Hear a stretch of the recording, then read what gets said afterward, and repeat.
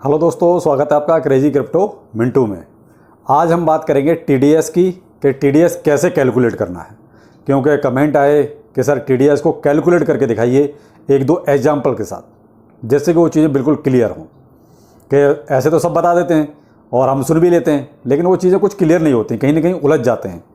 तो चलो मैं कह कोई बात नहीं, बहुत ही सिंपल तरीके से समझाऊंगा मैं, जिससे कि आपको टीडीएस के लेके कभी कोई दिक्कत नहीं आएगी। और वो भी ऐसी कैलकुलेशन से कि जैसे वो कहते हैं पहली और दूसरी क्लास के बच्चे पढ़ते हैं, उस हिसाब से। तो आपको टीडीएस वाली प्रॉब्लम कभी नहीं आएगी।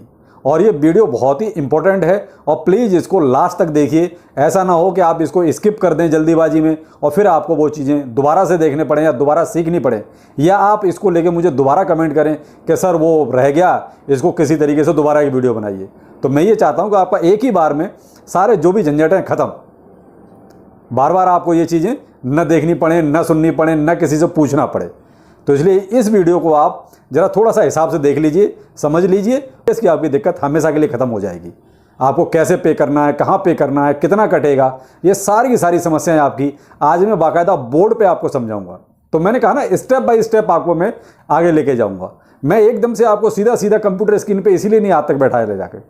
अब देखिए, आपने बोर्ड तक ले जाने के लिए मुझे बोला, अब देखिए मैं आपको बोर्ड पर भी लेके आ गया। ऐसे ही एक दिन आपको कंप्यूटर पे लेके जाऊंगा। क्यों? जो मेरे बिगिनर भाई हैं, जो भी क्रिप्टो में आ रहे हैं, उनको एक साथ अगर आप उलझा दोगे तो उनको क्रिप्टो कभी समझ में नहीं आएगा। तो मेरी हमेशा यही स्ट्रेटजी है कि मैं स्टेप बाय स्टेप जो अपने व्यूवर को, अपने फॉलोअर्स को सारी चीज़ें ओके। तो आज बोर्ड की ज़रूरत पड़ गई, तो देखिए मैं आपको चलिए अब बोर्ड पे लेके चलता हूँ कि टीडीएस को कैसे कैलकुलेट करना है। बात वही अपने 1% टीडीएस की है कि वो टीडीएस लगेगा कैसे, हम उसको कैलकुलेट कैसे करें। तो अब मैं आपको बताता हूँ, और वो भी आईएनआर में, कोई डॉलर का चक्कर नहीं, ठीक है। आईएनआर में आप समझिए। अब मान लीजिए आपने 100 रुपये की कोई चीज़ खरीदनी है, मान लो कोई सा कौन है, आपको 100 रुपये का खरीदना है, तो उस पर कितना टीडीएस लगेगा। अब 100 रुपये का 1%, अब परसेंटेज जैसे निकालते हैं, जैसे बच्चों को सिखाते हैं, मैं उसी तरीके से आपको निकाल के दिखाता हूँ। जैसे हमने 100 रुपये, हमारा ये इन्वेस्टमेंट हो गया, ठीक है, 100 रुपये, अपना 1% टीडीएस। वैसे ये निशान नहीं लगाते, लेकिन मैंने सिर्फ आपको पहचान के लिए लगा दिया कि 1% हमारा टीडीएस हो गया डिवाइडेड बाई 100, ठीक है। तो उसका आया हमारा कितना, 1 रुपया। 100 रुपये का अगर हम 1% निकालते हैं तो 1 रुपया आता है। अब आपने इन्वेस्टमेंट कितना किया था, 100 रुपये।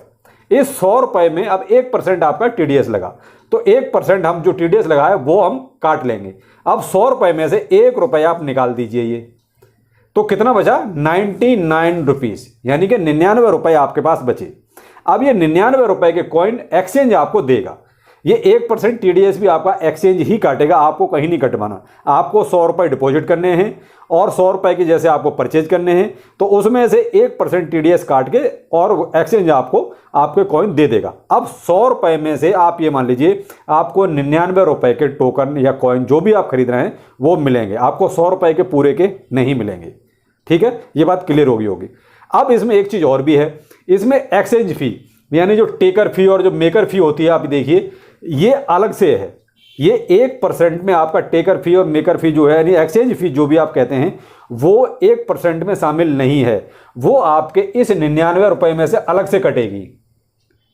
यानी कि 100 रुपये में से 1 रुपया तो वो आपका टीडीएस कट गया, 99 रुपये रह गए, और 99 रुपये में यानी 99 रुपीज़ में से आपका एक्सचेंज फी जो भी होगी आपकी 0.2% हो या 0.3% हो। अगर हमने मान लीजिए 2000 रुपये इन्वेस्ट किया, तो 2000 रुपये का 1% टीडीएस कितना हुआ, तो वो हुआ अपना 20 रुपये, ठीक है जी।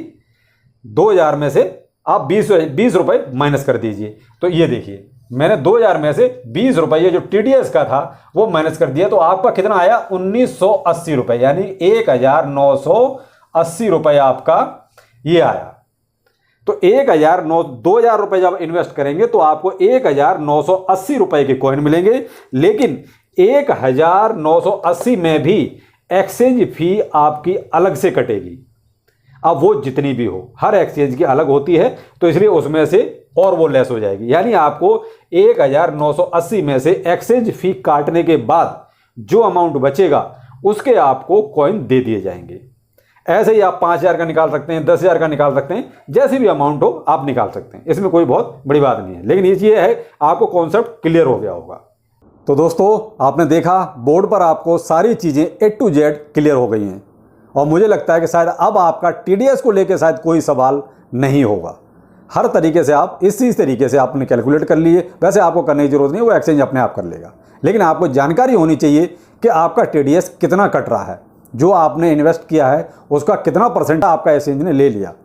हाँ, इसमें आपका वो है कि टेकर फी और मेकर फी जो एक्सचेंज फी होती है वो इसके अलावा होती है, इससे अलग होती है, वो आपके उसमें से अलग से कटेगी। तो बस इतना आप ध्यान रखिए, बाकी और कोई दिक्कत नहीं। और हाँ, इसको जो है आप या तो आप एक अपनी कहते हैं फाइल मेंटेन कर लीजिए, या फिर आपको जो है महीने के महीने ये हिसाब रखना पड़ेगा, जिससे कि आप जब रिटर्न फाइल करेंगे तो तब आपको कोई दिक्कत ना हो। तो आप एक महीने की फाइल बना लीजिए कि मेरा इतना इसमें जो है ट्रेड हो रहा है या मैंने इतना खरीदा बेचा है, तो आपको ईजी रहेगा। क्योंकि बाद में आप एक साथ जो है सारी चीज़ें जब ढूंढेंगे निकालेंगे तो आपको बड़ी दिक्कत आ जाएगी।